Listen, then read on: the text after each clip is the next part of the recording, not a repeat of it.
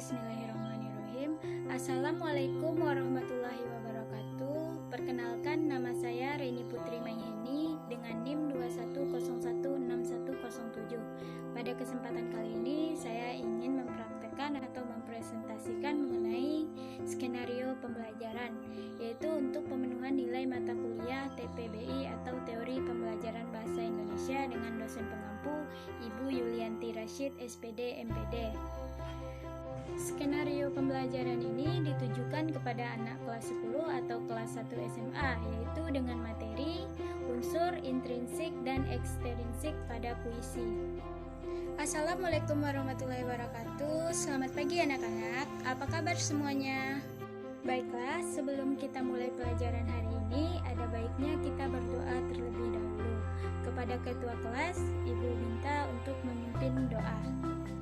Nah, pada hari ini kita akan belajar mengenai unsur intrinsik dan ekstrinsik pada puisi. Baiklah, yang pertama yaitu ada unsur intrinsik puisi. Unsur intrinsik puisi adalah unsur yang terdapat di dalam karya sastra atau puisi. Unsur intrinsik terbagi menjadi dua bagian, yaitu ada unsur batin dan unsur fisik. Untuk unsur intrinsik yang pertama yaitu ada tema. Tema adalah pokok pikiran dasar untuk mengembangkan dan membuat puisi. Yang kedua yaitu ada rasa. Rasa adalah sikap penyair terhadap pokok permasalahan yang terdapat dalam puisinya. Pengungkapan tema dan rasa erat kaitannya dengan latar belakang sosial dan psikologi penyair. Misalnya, latar belakang pendidikan, agama, jenis kelamin, kelas sosial, kedudukan dalam masyarakat, usia, pengalaman sosiologis dan psikologis dan pengetahuan. Selanjutnya yaitu ada nada. Nada adalah sikap penyair terhadap pembacanya. Nada juga berhubungan dengan tema dan rasa. Penyair dapat menyampaikan tema dengan nada menggurui, mendikte, bekerja sama dengan pembaca untuk memecahkan masalah, menyerahkan masalah begitu saja kepada pembaca dengan nada sombong, menganggap bodoh dan rendah pembaca, dan lain-lain. Selanjutnya yaitu amanat atau tujuan. Maksud dari amanat yaitu pesan yang ingin disampaikan pengarang kepada pembaca atau pendengar. Selanjutnya yaitu gaya bahasa. Gaya bahasa dalam sebuah puisi akan banyak dijumpai rangkaian kata yang bersifat konotatif, berlebihan, ataupun terkesan merendahkan diri. Inilah yang disebut sebagai gaya bahasa dalam puisi.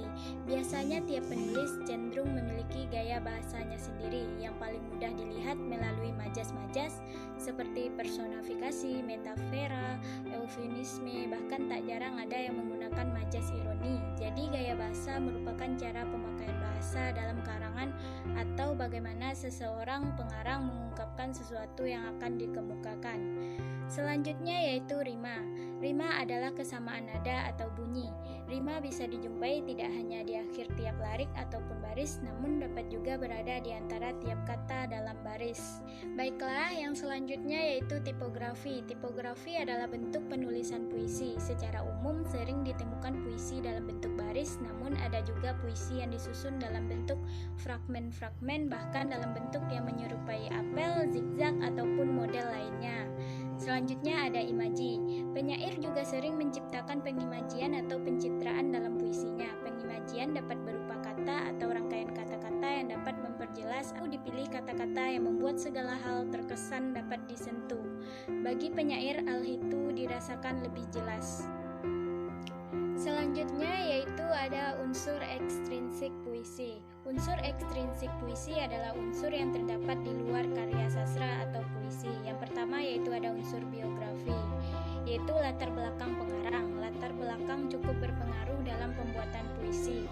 Misalkan penulis puisi yang latar belakangnya berasal dari keluarga miskin, maka jika ia membuat puisi akan sangat menyentuh hati para pembacanya yang terbawa dari latar belakang penulis sehingga mampu dikesankan dalam sebuah puisi. Yang kedua yaitu ada unsur sosial. Unsur sosial sangat erat kaitannya dengan kondisi masyarakat ketika puisi itu dibuat. Misalkan puisi itu dibuat ketika masa Orde Baru menjelang berakhir. Pada saat itu kondisi masyarakat itu sedang sangat kacau dan keadaan pemerintahan pun sangat carut marut, sehingga puisi yang dibuat pada saat itu adalah puisi yang mengandung sindir-sindiran terhadap masyarakat. Baiklah, sekian penjelasan dari Ibu. Apabila ada pertanyaan, Ibu persilahkan. Nah, untuk tugas di rumah yaitu membuat puisi karangan sendiri. Tidak boleh mencontek dari teman ya, ataupun mengkopas dari Google. Namun, jika melihat dari Google hanya untuk referensi, itu Ibu persilahkan. Sebelum kita pulang, ada baiknya kita berdoa sebagai rasa syukur. Semoga pembelajaran tadi dapat dipahami dan dimengerti dan bermanfaat bagi kita semua. Kepada ketua kelas, Ibu minta